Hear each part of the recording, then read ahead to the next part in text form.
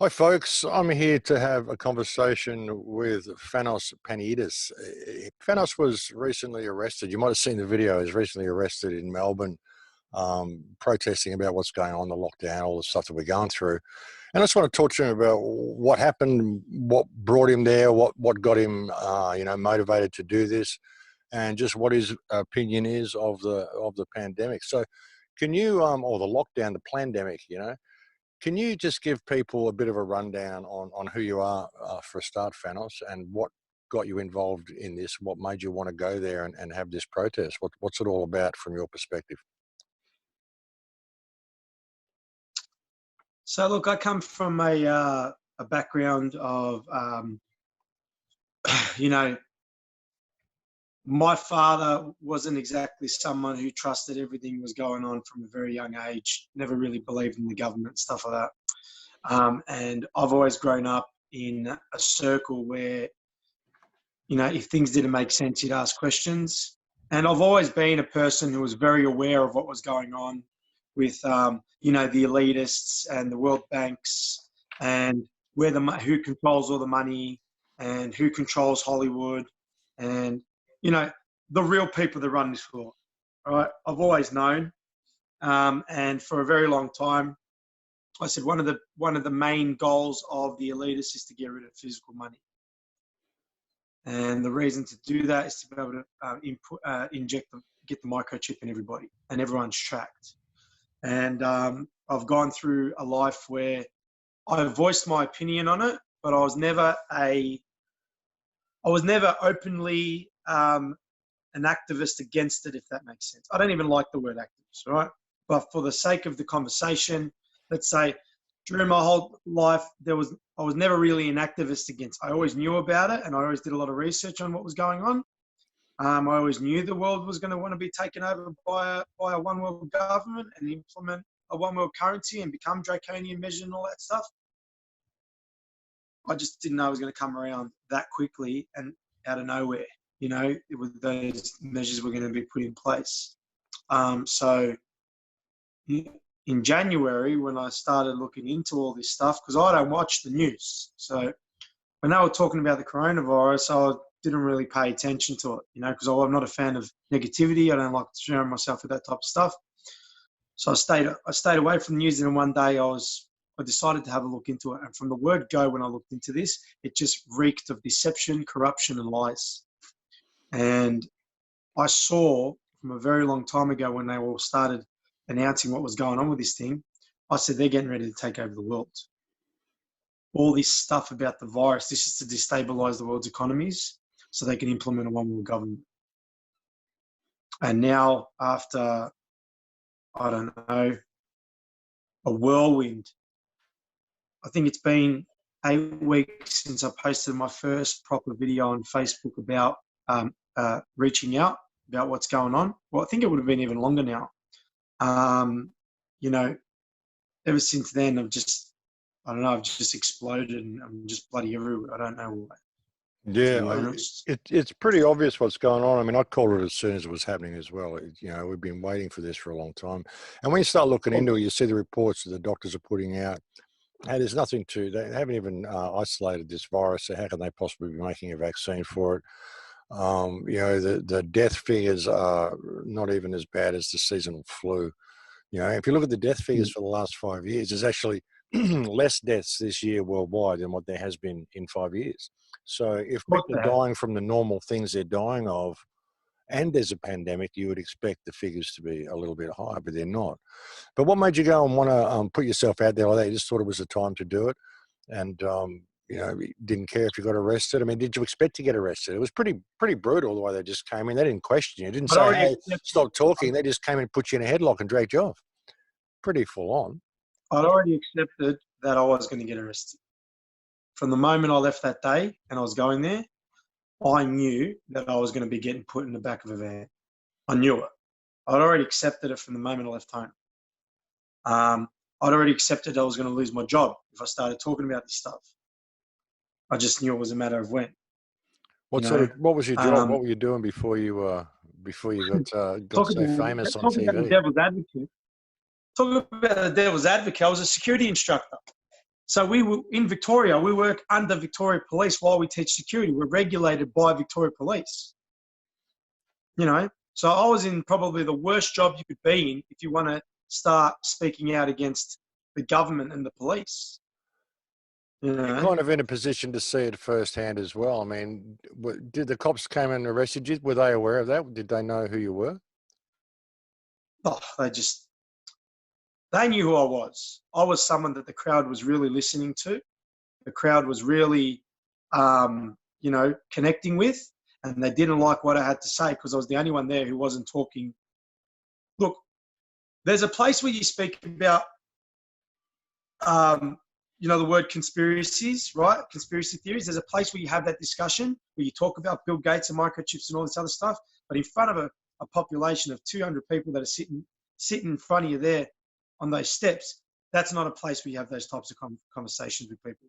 When you're trying to, you know, put a message across that you're being lied to, you don't want to come across like, you know, I'll use the term loosely, a conspiracy nut, if that makes sense, right? There are certain forums where you have those conversations, not when you're trying to address the Australian people on a mass deception that's going on. So when I got onto the microphone, I was speaking about the fact that all of the measures that they'd been put in place, because everyone was starting to get out of hand. I told everyone to calm down, and they did. And I said, all these measures that are being put in place, they're being put in place because they knew that when they started changing the powers around in the government, there was going to be an uprising. So all of the social distancing and all of the gatherings of more than 10 people were laws that were put in place, strategic things by very intelligent people, because they knew they were going to need to have countermeasures against people speaking up. And that's what all those social distancing and all those gatherings of more than 10 people are. They're brilliant. They're brilliant ways of stopping people gathering, because there's nothing wrong with protesting, right? But there's something wrong with breaking social distancing and a gathering of more than 10 people. Yeah. Brilliant. Yeah, that's what I've been saying to people as well. It's all about surveillance, you know, and you know, where do you see it going from here? What's your intention from this point? You know, and when did you first become convinced? I mean, what really convinced you that this was a hoax? This was a fraud. This wasn't even a real pandemic. I mean, do you think there's a real virus? Do you think there's a real virus? No. Yeah, either do I. That's the thing. I mean, How can you believe there's a virus? Yeah, some of the stuff the doctors have said, like Dr. Kaufman and a few people, when they explain how exosomes work and explain how viruses work, I mean, you know, we'd expect to see people dropping on the street. We'd expect to see something like a zombie apocalypse. But I'm hoping this connection is going to last, brother. That's all right. Well, we can always pause it and come back on if you need to. If you look at, you know what really gets me? I don't understand how people can hear that. Look, you're putting measures in place for a highly contagious infectious disease, right? You're putting measures in place because of that. Yet this virus isn't being highly contagious and infectious because there are people that aren't following the rules. The police are literally sitting in each other's laps and not getting sick. I don't give a shit if they've got a job where, you know, it's an essential service. That doesn't mean the virus, you know, the virus doesn't discriminate. If it's a virus, it's going wherever a person is. And if it's not going wherever people are, then it's a load of crap. You can't sit there and tell me something's highly contagious, right? Half the population's still out there moving around and doing things. People still going in and out of shops, getting it out of public transport and all the other stuff. And you've had 98 deaths in 16 weeks or under 16 weeks. That's not even 12 deaths a state in 16 weeks. Yeah, and they've locked the entire country down, not only the entire country, the entire world, bringing in basically martial law everywhere, closed the borders down, shut the schools down, and look, they've had everything in place as well, if you notice it. I mean, all the markers for the floors, while they've had us all locked down, they've been all out there painting little arrows everywhere and little lines everywhere. They've got all the machines, all the scanners, all the stuff ready to roll out. Robot dogs at the MCG now. I mean, did you see that one? Did they talk about having robot dogs to enforce social distancing at the MCG this year? Of course. I mean, Well, it's chronic, you know, and if people can't see they've had this ready for so long to roll out, and I've been warning people about this since high school. Like I've literally been an activist for the last 40 years and even yeah, longer than that, you know, and people that I meet now say, wow, how did you know all that stuff you used to warn us about in high school? Well, here we are, you know.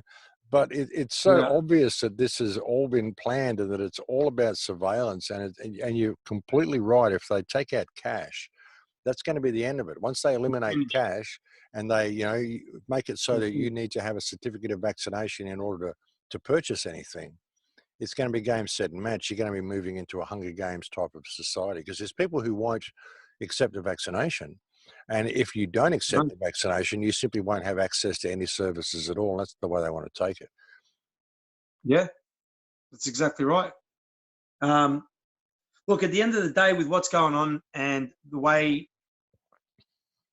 the measures that are being put in place and the rules that have been imposed upon the public for the result that we're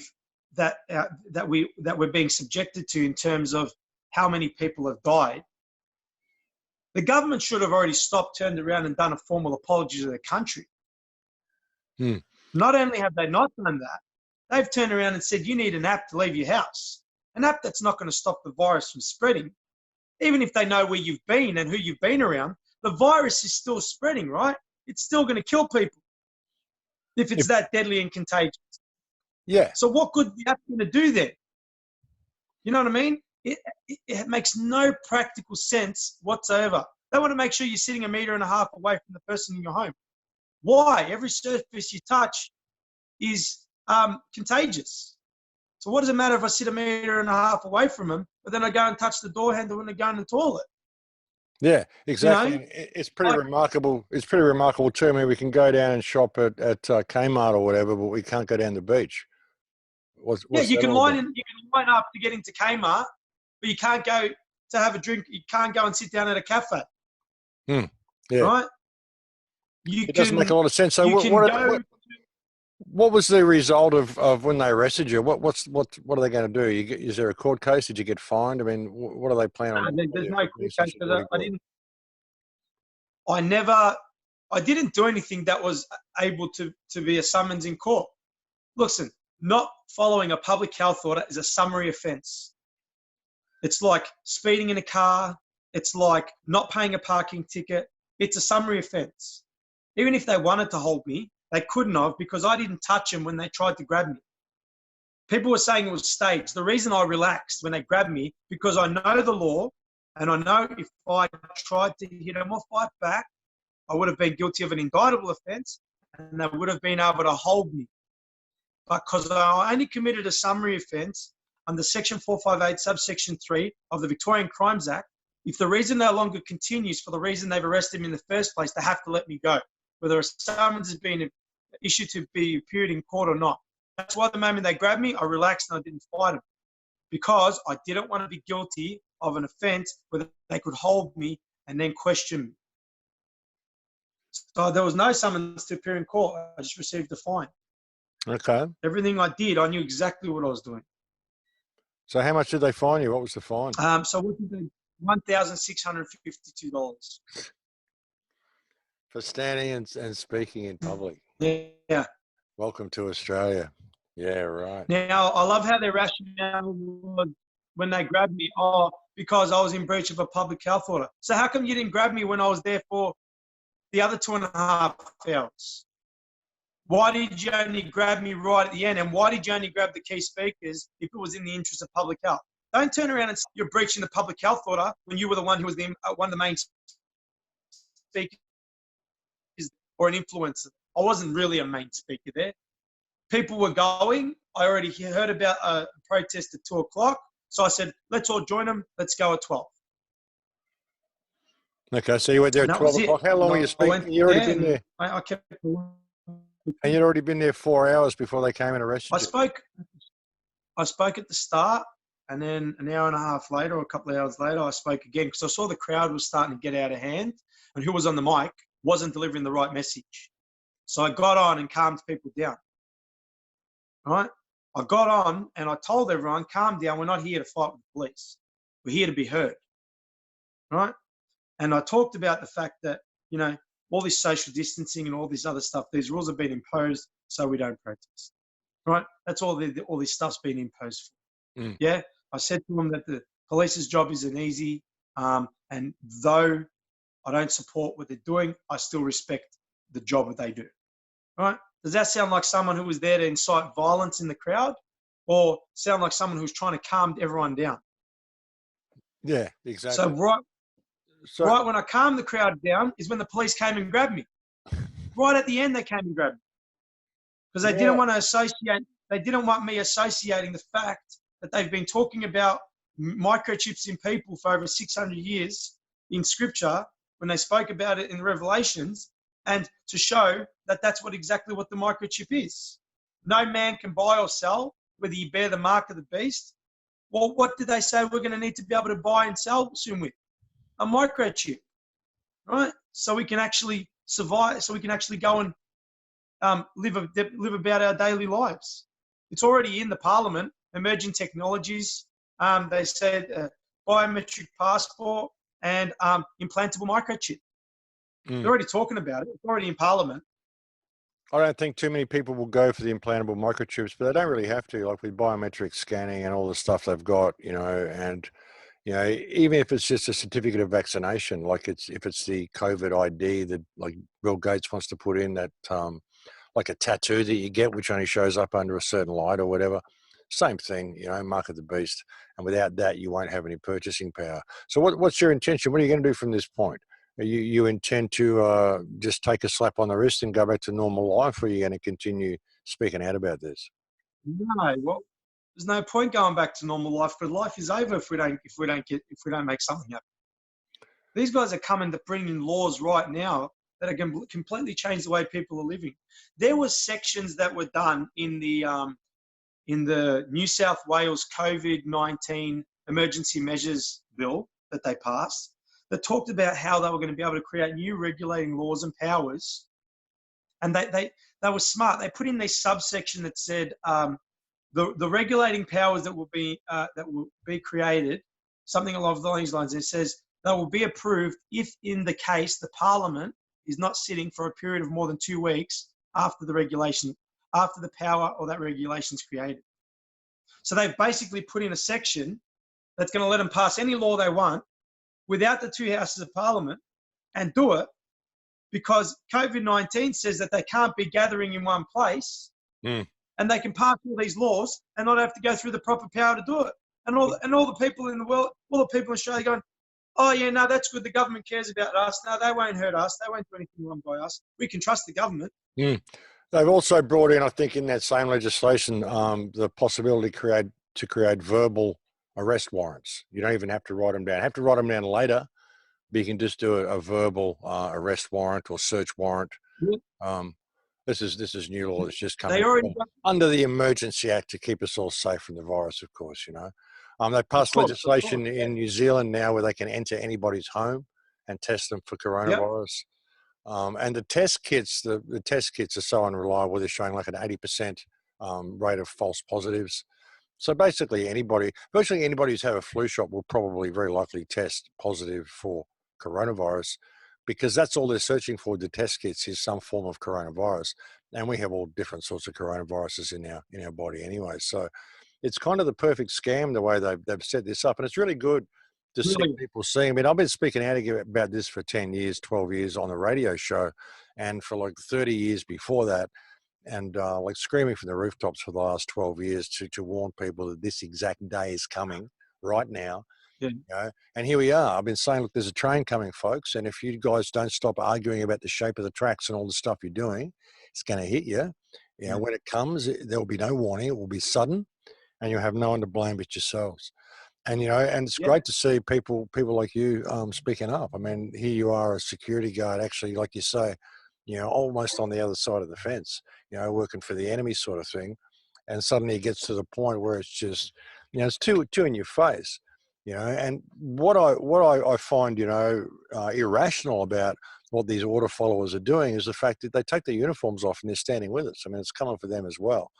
And the food shortages and the breakdown of the supply chain and everything we're heading for, nobody's going to be safe from this. It's going to affect everybody. And I think it's incredibly important that everyday people like yourself and people that are just in all sorts of walks of life and all sorts of jobs and just out there in the community are actually standing up and trying to rally the community around you. And you're right. Violence is not the way to do it. I'm sure that's probably one of the reasons they didn't like you there, because they would like the crowd to get violent because that helps them. They did what they did, so I do get violent. Yeah, right? well, I think civil unrest this is something that I've been saying as well. You know, sure, we need to push back, we need to protest, but in the right way. The best way is non-compliance. Throw away all your smart tech. Refuse to do the social distancing. Refuse to wear the masks, because these are only rules. They're not laws. They're just rules. Rules carry a completely different punishment to what laws do. You know, even if you want to believe they're laws. But the worst thing we can do would be lapse into civil unrest and violence, because if we lapse into civil unrest, then the lockdown won't go away, because they intend to keep this here. They're going to relax it all. That's what they want. Yeah, they want to make it so crap out there that people fight, that people get that angry and they hit the streets, and they've got no choice but to impose martial law on the people for the safety of the masses. Exactly. That's why reaction solution. Yeah, that's why violent protest is completely the wrong approach to this. And something else I found incredibly offensive, you know, like was on the day that it was announced that 20 people had died of COVID-19 or coronavirus, you know, 20 reported deaths in Australia. On that very same day, there had been 21 deaths from suicide since the lockdown had started. And on that day, the amount of suicides actually was greater. The amount of suicides from the government lockdown was greater than the toll of the alleged virus. And I wonder how many, we don't hear much about the suicide rate. You only had like 96 or 100 people die in this country. How many people committed suicide in this time because of this lockdown, from small businesses failing, domestic violence? People died of a heart attack every week in this time. Well, not now. They don't. Now they'll diagnose them as COVID. You know, if they've got other, it doesn't matter what underlying ailments they've got, they'll do a test, and if they can find this coronavirus antigen or antibody in their body, then they'll label it as a COVID death. That's what they're doing in the United States. You know, most of, like, pretty well everybody. If you look at the death charts, nobody's dying of anything anymore. Coronavirus seems to have cured all world diseases. What happened to terrorism? Exactly. That's something else I was saying. Where did terrorism go? What happened to ISIS? And all the bombs going off? And all the regimes? They just stopped, right? Yeah. All these guys, they're worried about the virus too. They don't want to strap bombs to themselves and go up a marketplace. They might catch coronavirus if they do that, you know? Yeah. Do you see how ridiculous the charade is, and how brainwashed people are in terms of, and a lot of the people that challenge what my movement, what's going on, a lot of them are really, really intelligent. I'm like, you're really, really intelligent, and you can't do some basic mathematics and see that just according to the doubling rates by the CDC, right? The doubling rates by the CDC said that this virus doubles at a rate of every 7 days. It doubles to the next figure. So, you know, by 14 days, 1 will become 2, and then the next week, those 2 will become 4, and so on and so forth. I did a spreadsheet with a doubling rate over 15 weeks. If just one person had got infected in Australia and infected one other person every week of those people, the doubling rate still would have had 32,000 infections in Australia if just one had infected one and that one had infected another one, and they just kept doubling. 32,000. And that's one. You're telling me not one person went and stood in a nightclub all night with 900 people while he was infectious. The level of ignorance towards basic facts and mathematics, you wouldn't need to do any other, you wouldn't need to look at any other statistic whatsoever and just look at the basic fact. You've been told by the World Health Organization this is highly infectious. It spreads very easily. You can see the doubling rates from the CDC, and then look at the fact that this virus was there for 16 weeks we hadn't even locked down the country yet for the first 7 or 8 weeks, right? And with a population of over 25 million people, you had 6,998 cases or something in 16 weeks. And you've only had 98 people die. You don't need to look at any other information apart from that.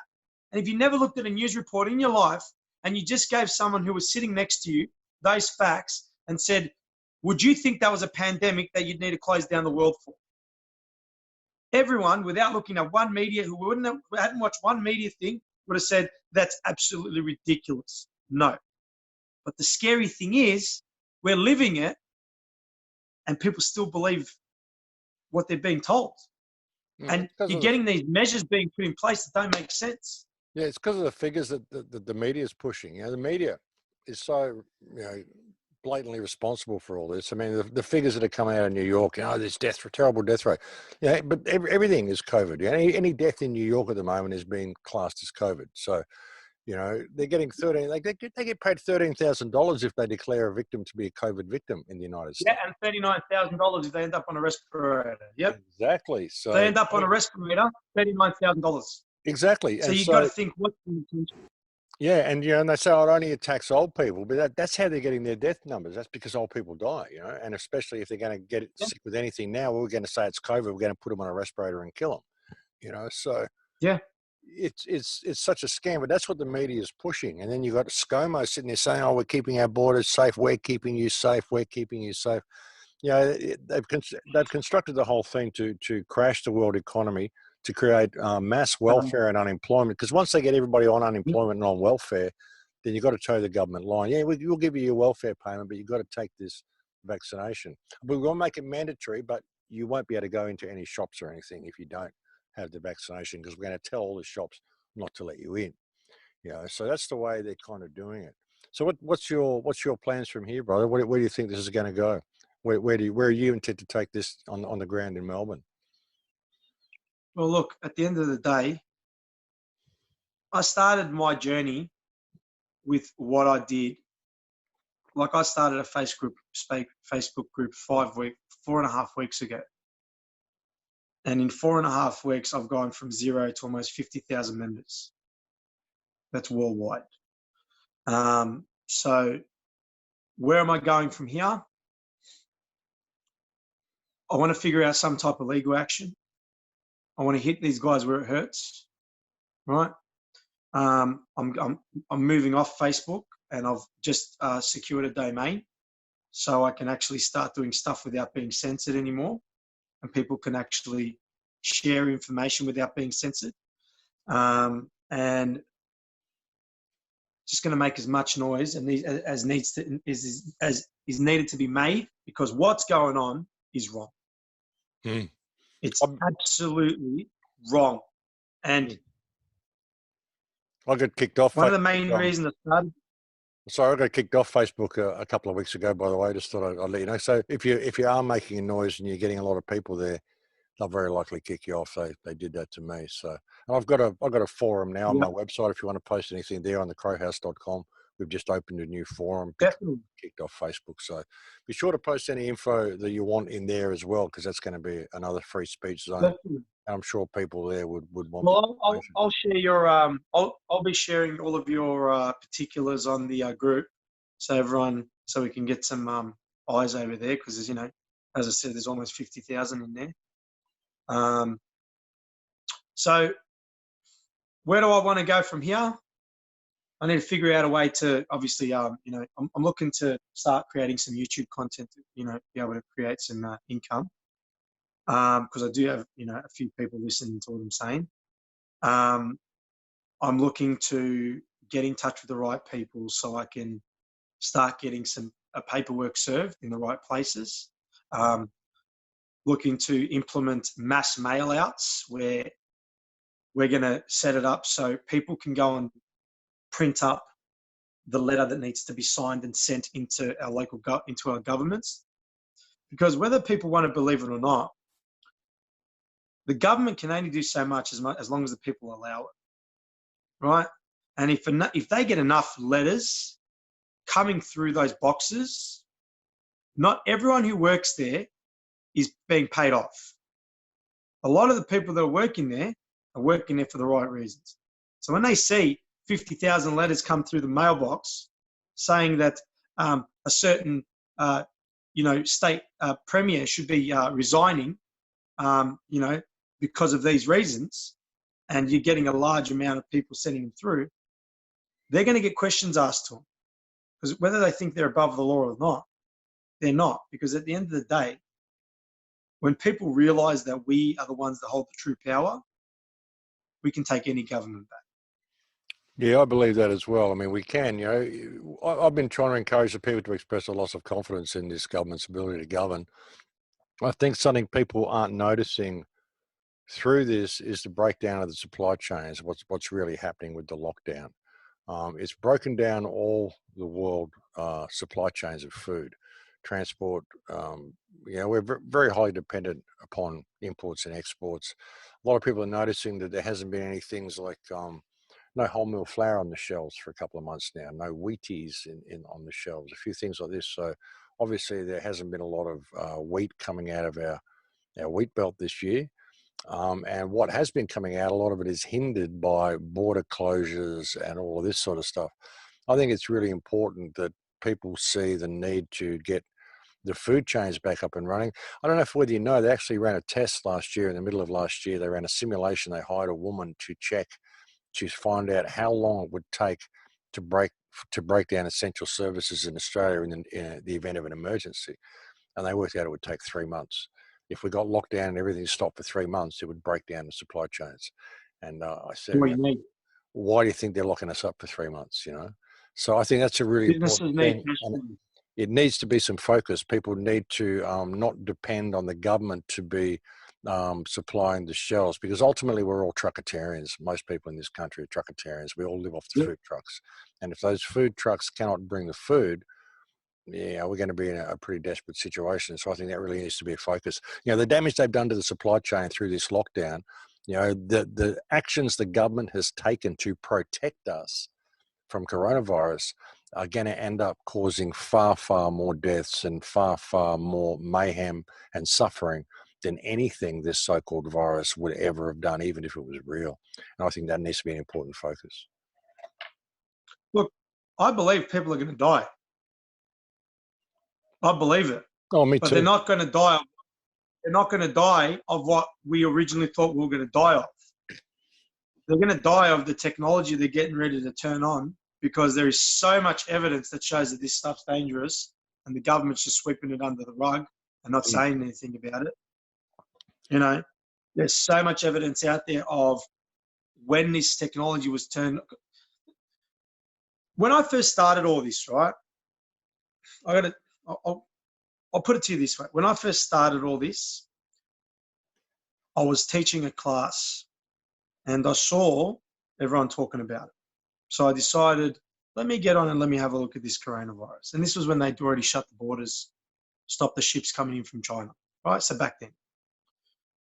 So I got onto the website and I had a look, Australian government, I got onto the website, and the website said travel bans for the countries that have got travel bans. So I scrolled down the list, and the 4 countries that had travel bans were South Korea, Iran, Italy, and China.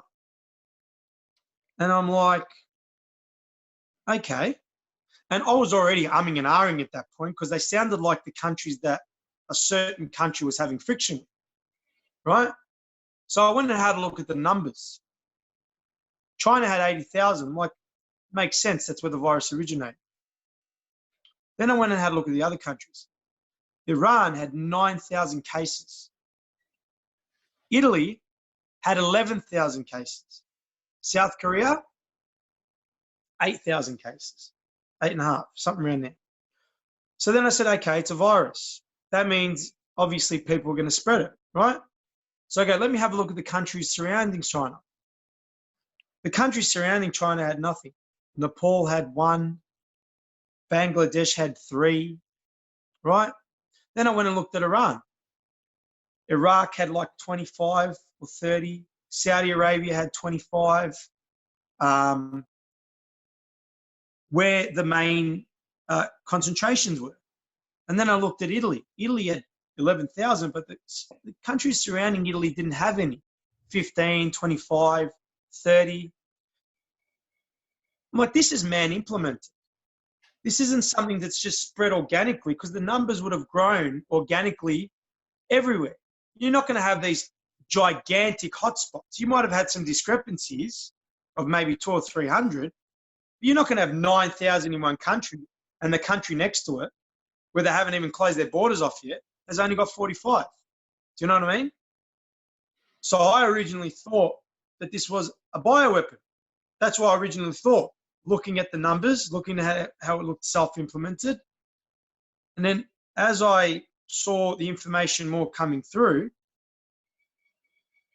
I noticed that when I created the Facebook group, Facebook I'd get the notifications that things are being blocked by Facebook.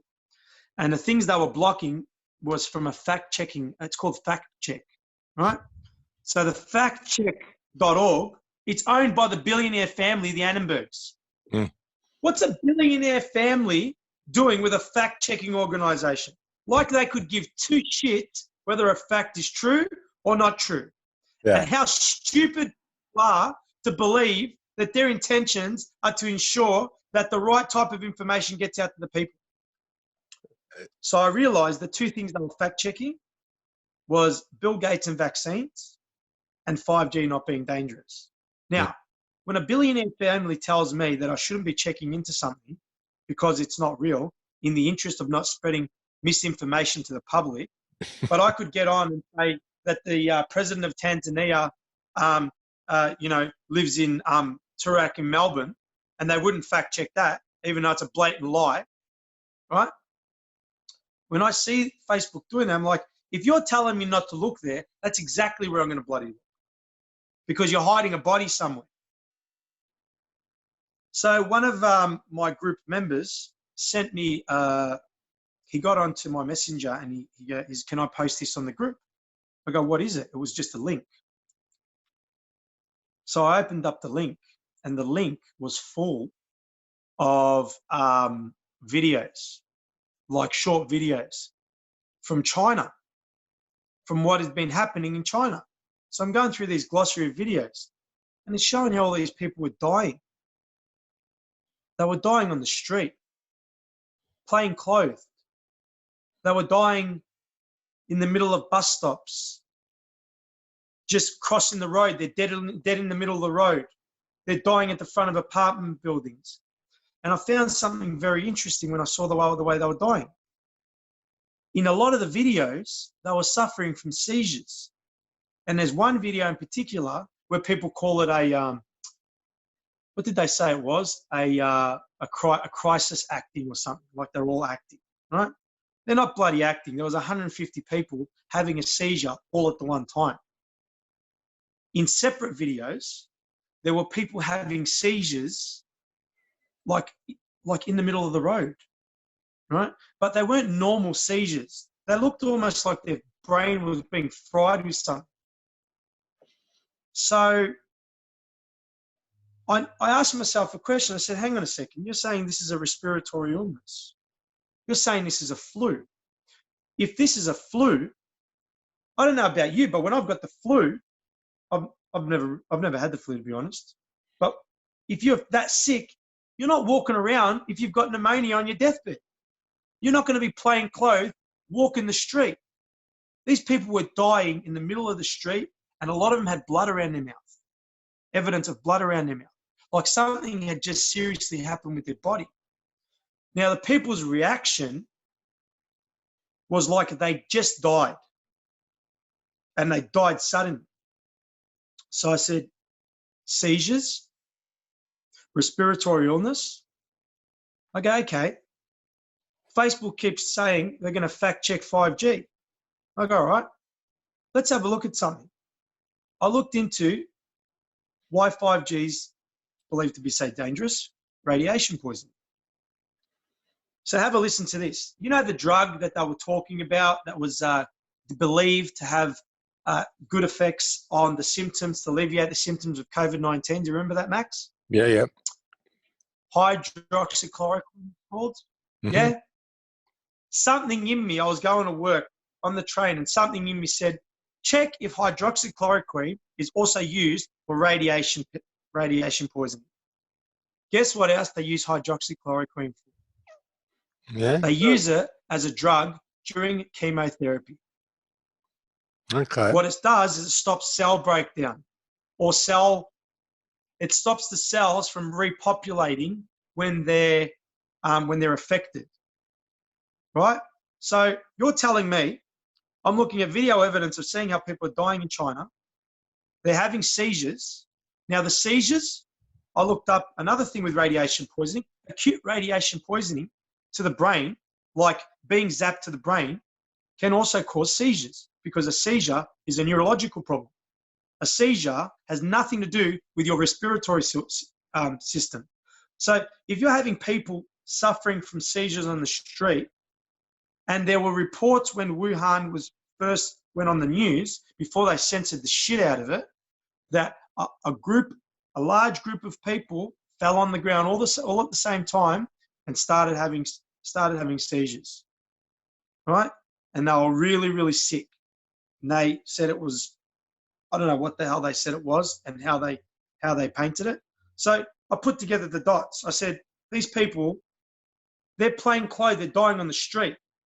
That means they don't have a respiratory illness when they're walking around when they're dead. And I know they're dead because they're getting carted off in body bags in these videos, and they're getting CPR done on them.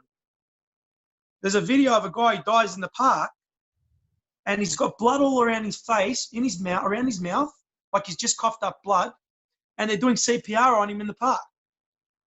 Right? There's another one where a guy's at work, he's sitting at his computer, he has this seizure, he goes stiff like a board, falls off the seat and falls on the ground, and then he starts convulsing. And it shows the feed a couple of hours later, he's dead, right? And you can hear the guy when he's having the seizure, because it's got audio, it sounds like he's in agonizing pain. So then I looked at everything and I put it all together. You're telling me you're fact-checking something. Why did Facebook really give a shit whether people think about 5G is dangerous or not? What's that got to do with you worrying about your coronavirus? The way people are dying in China doesn't make sense. Seizures, a neurological problem, right? You know what else you can get pneumonia from? Radiation exposure to your lungs. You get something called radiation-induced pneumonia. And radiation-induced pneumonia, you can get it 2 weeks after radiation exposure, up to 6 months. So anyone who was even subjected to the radiation there could have gone home and been sick with those symptoms up to 6 months later, depending on the level of exposure. And then I looked at, all right, so you're going to tell me that this thing's highly contagious, it spreads rapidly, it can be transferable for 48 hours without even showing symptoms. So my question was this: how did they know that they got everyone in Wuhan at the time when that virus went out? Not one person was at the market, picked up the virus, and then left the city of Wuhan and went to another place in China and didn't even know they were sick, and interacted with people for 48 hours before even showing symptoms, and in that 48 hours infected a shit ton of people. Yeah, none of it makes sense. I mean, nothing they're telling us makes sense. Even if you start looking at germ theory and virology, none of it makes sense. I'm going to have Andrew Kaufman on tomorrow, actually talking about that. Dr. Kaufman. So, yeah, I mean, none of it makes sense. So, yeah, well, good on you, for what you're doing and speaking out about it. And we need more of it, brother. We need more of it. I mean, it's so obvious that this is a fraud. It was obvious right from the very beginning that it's a fraud. And, what we're facing as a result of this, like you say, more people are going to die from the actions government is taking than this virus itself. And personally, I mean, I think the entire Australian government should be held in treason for this manoeuvre. But, it isn't just the Australian government, it's all the whole system. I've often said, you can think of world government as one big multinational, multi-generational criminal crime family. they're just masquerading as government. They're all sort of different shepherds of their own particular pen of the people farm, but they all work together, and most of the news that you see is manufactured. And I think, if Yeah. people can't see, like, just the fact that there's nothing else happening in the world apart from this virus should show people just how manufactured this news is. So, yeah, I mean, hopefully, people like you standing up. There's been cops in the United States, and just everyday people from all walks of life. More and more people standing up and speaking out. That's what we need, because it's incredibly important that people push back in the face of this. Anything else you want to say before I wrap it up? What sort Look, of a message would you like to give I honestly in believe, closing? that with the way they're engineering everything, the way they're telling people to stay in their homes, stay 1.5 meters away from each other, sanitize your hands every chance you can get rid of germs every chance you can get. They're doing a mass, they're affecting immune systems all across the world all at the same time. They're destroying people's immune systems. I honestly believe that that's what they're doing by implementing all these measures, because nothing they're doing actually helps your immune system. So people are going to get sick. Bloody hope they're going to get sick, because they've been stuck in their homes for 8 weeks, not going anywhere, not interacting with people, and now they're going to go outside. And even if they get a sniffle, that's going to put people in hospital, mate. So what can I say lastly? The reason I'm doing this, and the reason I put myself on the line, when they came up to him, my boss came up to me at work and he said, look, you're being suspended pending investigation because of a protest I did. I protested on social media. I smashed the TV on the ground and took my vote back from the government, and that caused concerns. I resigned. And my boss, he goes to me, you sure you want to do that? I go, look, I have to walk by faith and not by sight on this one. All of this stuff that's come to me, it's come out of nowhere. 5 weeks ago, all I was doing was talking on Facebook, and then, I created a group, and then in 4.5 weeks, it's almost got how many people in? I've got people trying to contact me from all over the world. This is what I was meant to do, and I don't know how I'm going to do it, and I don't know where I'm going to find the resources, but yeah, this is what I was meant to do. And anyone listening out there, man, you've got to seriously start questioning everything you're seeing, everything you're hearing, and be a real thinker right now and make the right decisions, because all of these measures these guys are putting in place, all these laws they're putting in place, they're not in the interest of public health. It's a virus. That's all it is. Some people are going to die. People die from all different viruses. People are going to start locking themselves in the home every time they get a virus. That doesn't make sense. But Max, I hope that I've answered all your questions, and I satisfied your No, viewers' needs. no, it's been good, brother. It's been good. I just wanted to see, what motivated you, and what happened, and whether you intend to push it forward, whether they've been able to, knock the wind out of you by arresting you and that sort of stuff. How can people get hold of you if they want to be involved, if they want to be involved in your group? And you might get kicked off Facebook. So you're starting a website as well. Have you got any fundraisers, Yes, or PayPals, or any way people can help you, because you lost your job now, haven't you? Yeah, so I have. I'm currently unemployed. If you'd like to support, I'll drop Max the link to the YouTube channel, which is the 99% Unite YouTube channel. I've also created a website which we're getting up and running now, which is called powertothepeople.org. Okay, and we'll leave that down in the bottom as well. What drives me right now is the fact that I've gone my whole life doing the right thing and living with integrity, right? Doing the right thing by people, doing the right thing by society, and doing the right thing by the law and the government. And to think that we've done the right thing, and we've done the right thing by the police, by the government, and by the laws, and now it's the laws that aren't doing right by us. And I don't give a shit if it's a law or not. I'm not following it because it's a law. I follow it because it's for the good of the people. Now, up until the point that we had now, there were some ridiculous laws in place that I didn't agree with, but they weren't things that I decided to rebel against. But now you've gone too far. And you don't go and sit there and take advantage of people's goodwill when they've done nothing wrong and treat them like criminals and give people $1,600 fines for a lie. And just I'll add one more thing. The guys that arrested me that day, the police officers, I went and had a bit of a read of the section they get their powers out of, and they failed to do two things that day before they put their hands on me. They failed to do two very specific subsections that are part of the powers that gave them the ability to grab me in the first place. So I will be exercising my right to have these people answer for the fact that they haven't done their job properly. What two things do they fail to do? Do you mind me asking? Can you give me a sec and I can tell you? Sure.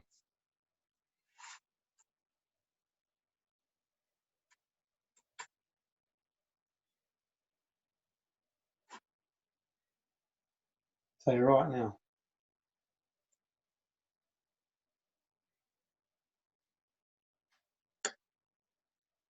So under the Public Health Act of 2008,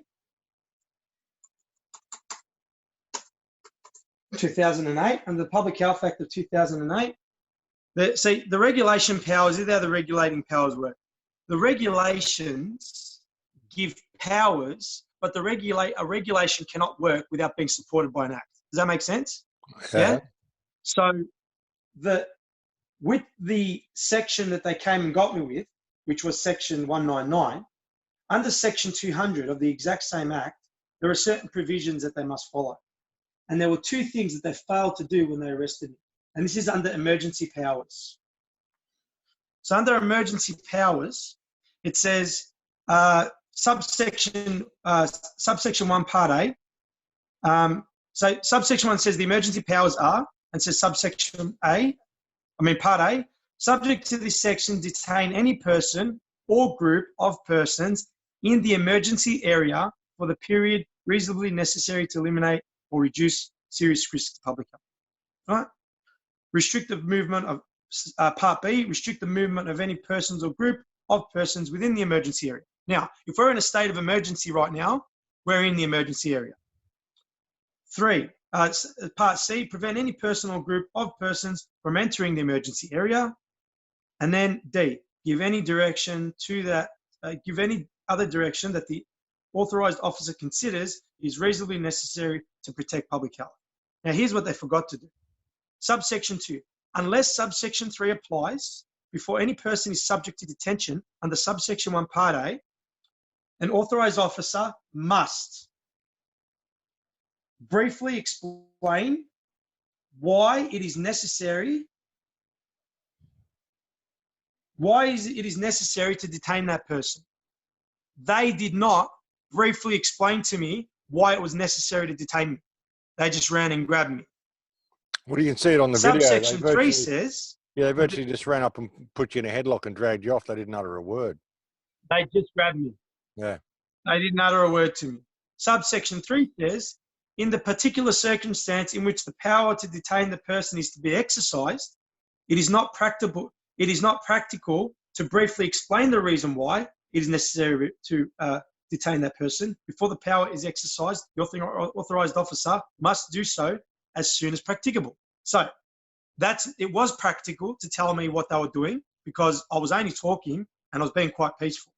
And we weren't in a serious emergency state at the time. And then subsection 4 is where they really screwed up. Before exercising any emergency powers under this section, an authorized officer must, unless not practicable to do so, warn the person that a refusal or failure to comply with a reasonable excuse is an offense. Mm. Yeah. They just ran and grabbed me. They didn't even follow their own powers. Yeah, so which is probably why they didn't press any charges against you and couldn't anyway, because it was an unlawful arrest to begin with.